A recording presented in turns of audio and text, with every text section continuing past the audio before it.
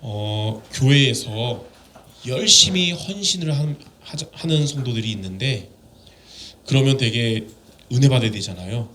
근데 헌신을 열심히 하는데 한계가 오고 시험 들은 경우가 있거든요. 그 이유가 무엇인지 알아야 됩니다. 그리고 열심히 전도하고 열심히 기도하는데 응답받지 못하는 이유가 무엇이냐.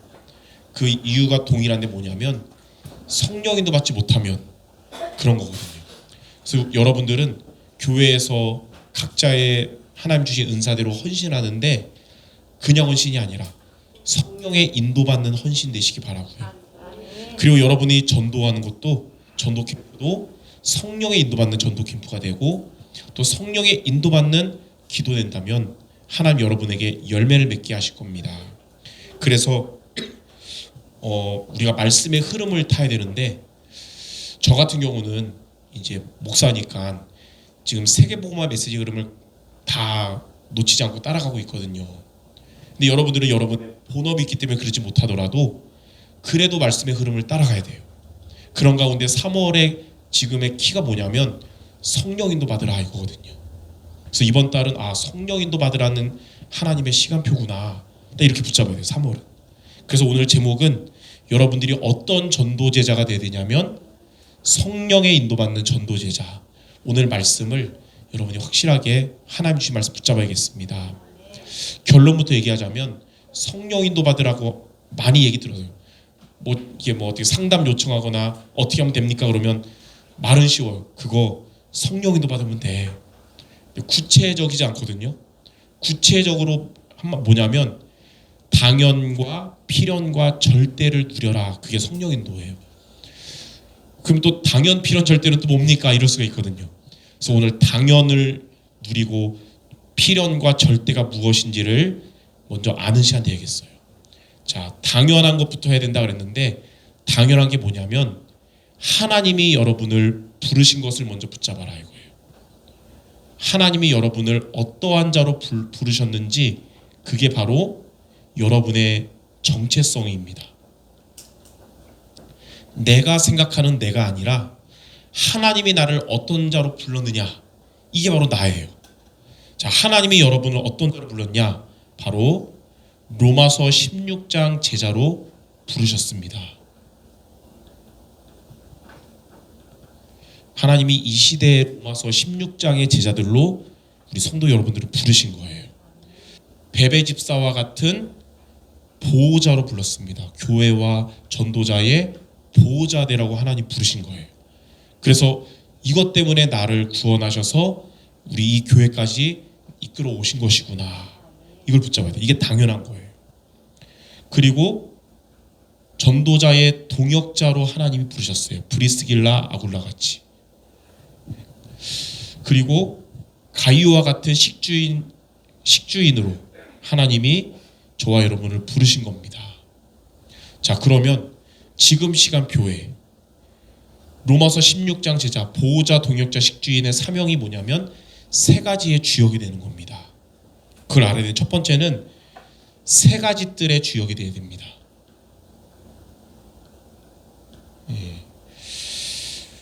자, 세 가지 뜰이 뭐냐면 다민족을 살리는 237 교회가 되어야 되고요. 병든 자를 치유하는 교회가 되어야 돼요. 그래서 예전에도 그런 얘기 했잖아요. 지역에 있는, 마을에 있는 병원에서 못 고치는 중환자들이 어디 가냐? 대학병원 가잖아요. 잘 고치는 병원일수록 큰 환자들이 많아요. 복음이 희미하고 율법적이고 신비주의 이런 데는 치유받을 성도들이 못 견뎌요. 근데 정확한 복음 선포하는 교회일수록 치유받는 성도들이 많이 오는 거예요.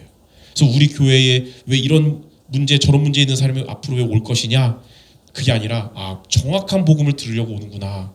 살아나야 되는 거구나. 이렇게 되는 겁니다. 그리고 우리 후대들을, 렘너트들을 세우는 서밋의 교회. 여기에 여러분이 주역이 되는 것이 이 시대에 하나님이 여러분을 부르신 정체성, 당연한 거예요. 자, 두 번째는 뭐냐면 금토일 시대의 주역이 되라. 그래서 우리는 금요일마다 일주일의 일을 마치고 저녁에 금요기도를 통해서 말씀과 기도로 치유의 시간을 보내고요. 토요일은 우리 렘넌트들이 초신과 청신을 통해서 훈련받으면서 서밋으로 자라는 훈련의 시간표를 보내는 거고, 여기에 우리 교회가 쓰임받는 것이 감사한 일입니다. 초신에 쓰임받고 있고 또 청신에 쓰임받는 게 감사한 거예요. 그리고 주일날은 예배를 통해서 말씀과 기도와 전도의 흐름 속에 있는 것이 돼야 되는 겁니다. 이 금토일 시대에 하나님이 여러분들을 주역되게 하시라는 거예요. 세 번째는 뭐냐면 묵상 시대의 주역이 되는 것입니다. 그래서 여러분들이 예배 자리에서 하나님의 말씀을 붙잡고 함께 기간별로 말씀 포럼하고 같이 기도하고, 돌아가서 현장에서도 말씀 잡고 기도하고, 그게 묵상이거든요. 그래서 응답받는 주역이 되어야 된다. 자, 이렇게 할 때 하나님이 로마서 16장 제조로 여러분 부르셔서 세 가지 뜰의 주역이 되도록 여러분이 살아갈 때 하나님이 약속하신 언약적 축복 5가지가 여러분에게 실현되는 거예요. 너는 복의 근원이 될지라. 하나님은 여러분에게 근원적인 축복을 주십니다. 근원적인 축복. 이삭이 그러니까 그때 중동은 물이 귀한 곳이잖아요. 땅을 파면 물이 안 나오고 기름이 나오는 곳이에요. 우리나라는 기름 한 방울도 안 나니까 기름이 소중한데 중동은 물이 소중한 곳이거든요. 덥고 건조하고 땅만 파면 기름이 나오고. 근데 이삭이 파는 곳은 생수가 나왔어요. 그러니까 다른 사람들이 그걸 다 뺏고, 그러니까 이삭이 뺏기다가 어디를 얻었냐? 샘의 근원을 얻은 거예요. 샘의 근원을 얻으면 기근이 나도 마르지 않거든요. 마찬가지로 하나님 여러분에게 복의 근원이 될 것이다. 근원적인 축복을 주신다고 약속하셨어요.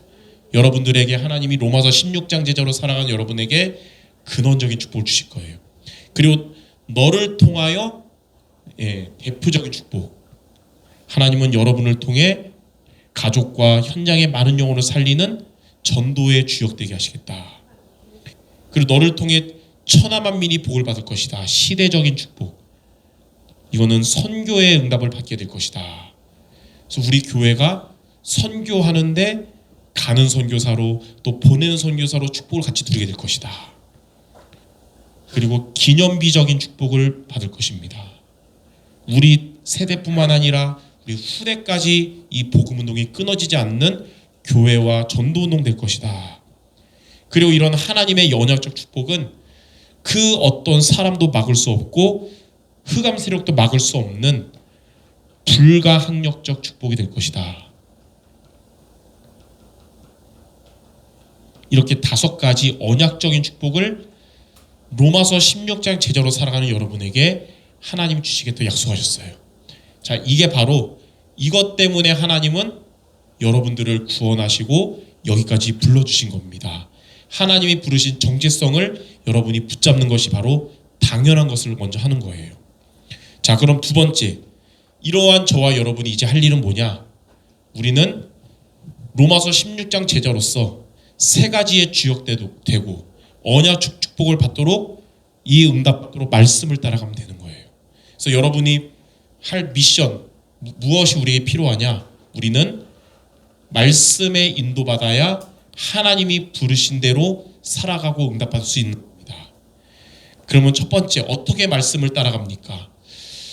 교회에서 예배가 여러 가지가 있어요. 수요 예배도 중요하고, 오늘 같은 금요기도회도 중요하고, 새벽기도도 중요하고, 주일 예배도 중요한데, 보통 제일 중요한 게 있습니다. 수요 예배를 한번 빠지면 뭐 그게 좀 그렇지 않아요. 근데 주일 예배는 빠지면 안 된다 그러잖아요. 왜 그러냐? 여러 가지 이유 중에 하나가 수요 예배 말씀도 붙잡아야 되지만 주일날 말씀을 붙잡아야 되는 거예요. 그걸 뭐라 그러냐면 강단 말씀입니다.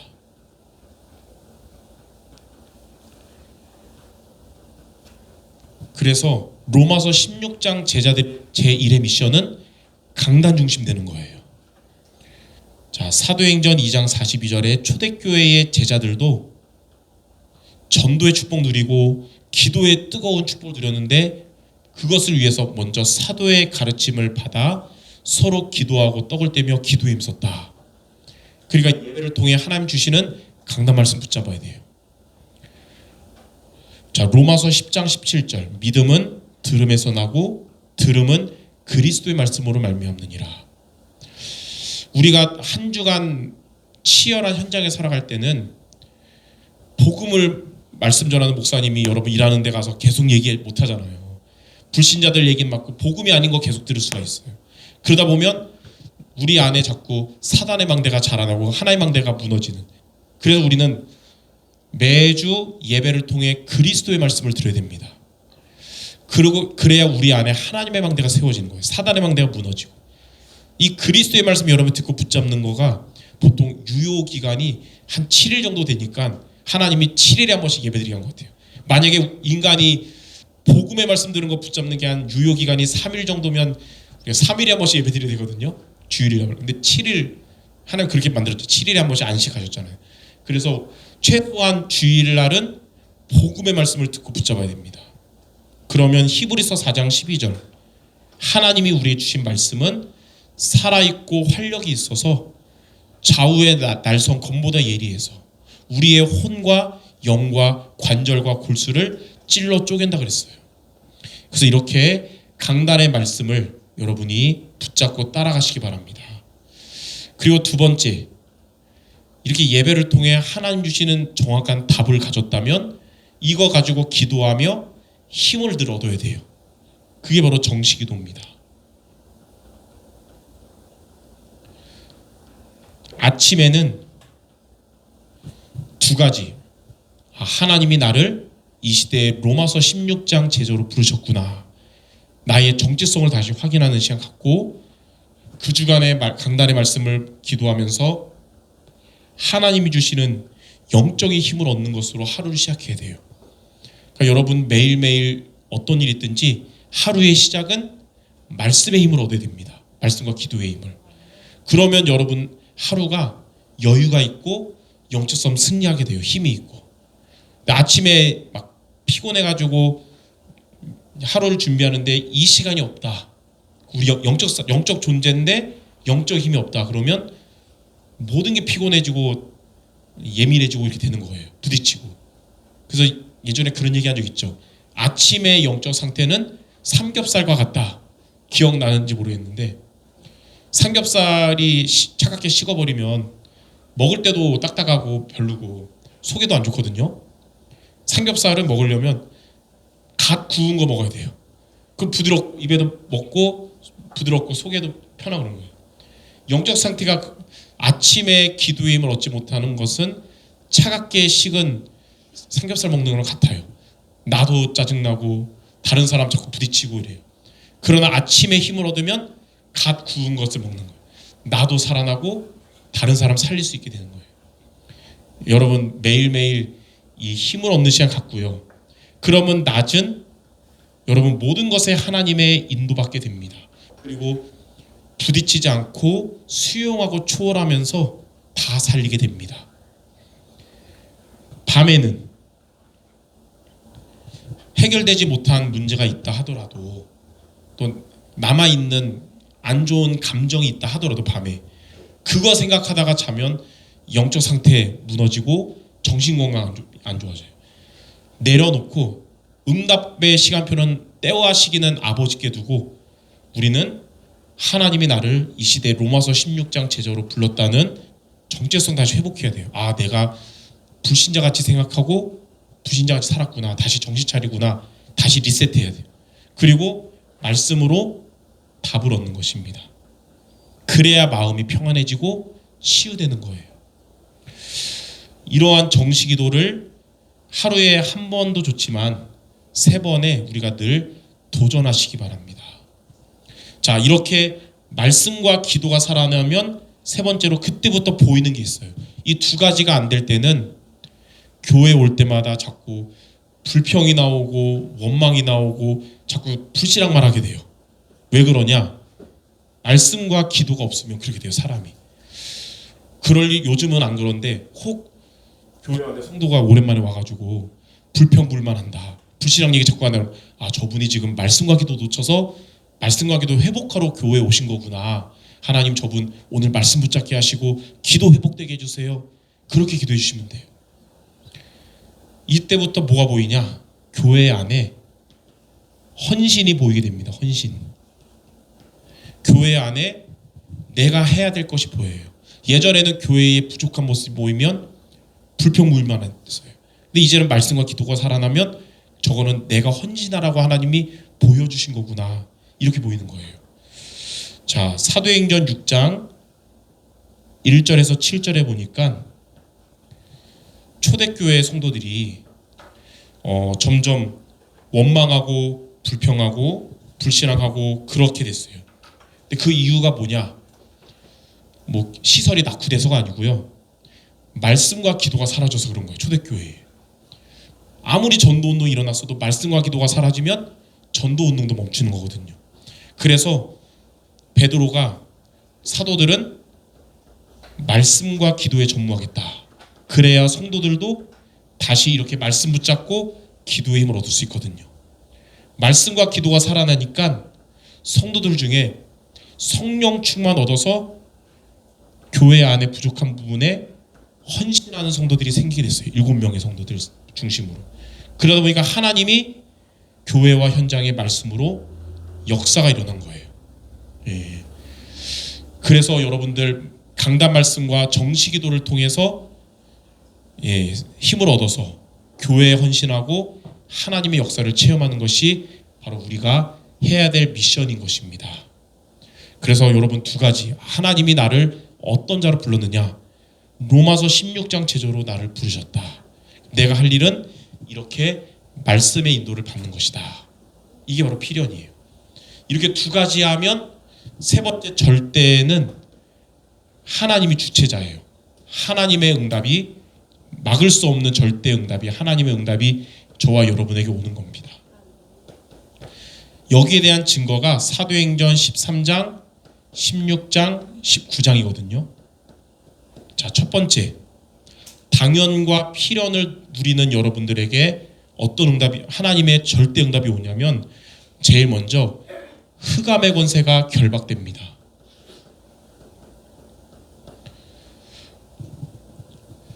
사도행전 13장에 바울이 아시아의 무속 현장에 갔는데 하나님이 나를 이 시대의 이방인과 임금들과 이스라엘 자손들을 구하라고 택한 전도자구나.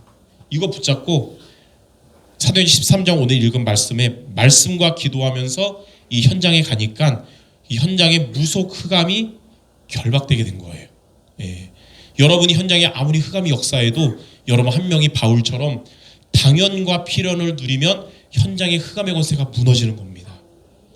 16장은 귀신 들려 점치는 여종, 점술 흑암이 있었으나 바울이 빌립보에 가서 당연과 필연을 누리니까 그 현장에 장악했던 점술 흑암이 무너지게 된 거예요. 귀신이 떠나간 겁니다. 사도행전 19장의 에베소는 우상 숭배가 심한 현장이었으나 사도행전 19장 1절에서 7절에 마가다락방에 임한 성령의 충만, 다시 말해서 당연과 필연을 누리며 에베소 현장 가니까 현장을 장악한 우상의 권세가 무너진 거예요. 사도행전 19장 8절에서 20절에 보면 우상 숭배가 심했던 에베소였으나 예수님을 믿고 흑암 떠나가면서 우상 숭배했던 자들이 자기가 가져온 우상들을 다 모았더니 산처럼 쌓였어요. 그거 다 불태워버렸거든요. 이런 응답을 받은 거예요. 자, 두 번째, 당연과 필연을 누릴 때 오는 하나님의 응답은 치유의 역사가 일어납니다. 자, 흑암이 무너지니까 무속인 귀신이 떠나가면서 무속인이 치유가 됐어요. 사도행전 16장에는 귀신 들린 점치는 여종인 점술인이 치유가 됩니다. 이 점술인이 당연과 필연을 누리는 다윗을 막 따라오면서 자꾸 당신은 하나님의 종이고 막 하잖아요. 우리가 볼 때는 그냥 대충 보면 귀신이 역사한다, 흑암 꺾으면 돼. 그렇지만 그것도 맞지만 바울은 뭘 봤냐? 저 영혼이 지금 저 살려주세요, 저 구원받고 싶어요. 저 치유받게 해주세요. 이걸 본 거예요.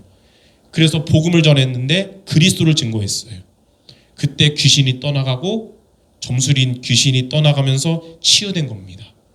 똑같은 그리스도를 증거했으나 당연과 필연을 누리는 자의 복음 선포는 귀신이 떠나가고 치유가 일어날 줄 믿습니다. 여러분이 이런 응답받게 될 줄 믿습니다. 사도행전 19장의 에베소에 우상 숭배에 빠진 병든 자들이 고침을 받는 응답을 받게 됐어요. 이렇게 당연과 필연을 누리면 치유의 역사가 일어나는 겁니다. 자, 마지막 세 번째, 제자를 찾고 세우는 제자의 응답을 받게 됩니다. 자, 첫 번째로 사도행전 13장 아시아에서 무속 흑암이 무너지고 무속인이 치유받으니까 이 모든 하나님의 역사를 본 총독이 하나님을 믿고 그 현장의 시스템으로 제자로 세워지게 됐어요. 사도행전 16장에서는 귀신 들린 점치는 여종, 귀신이 떠나가고 치유받았잖아요.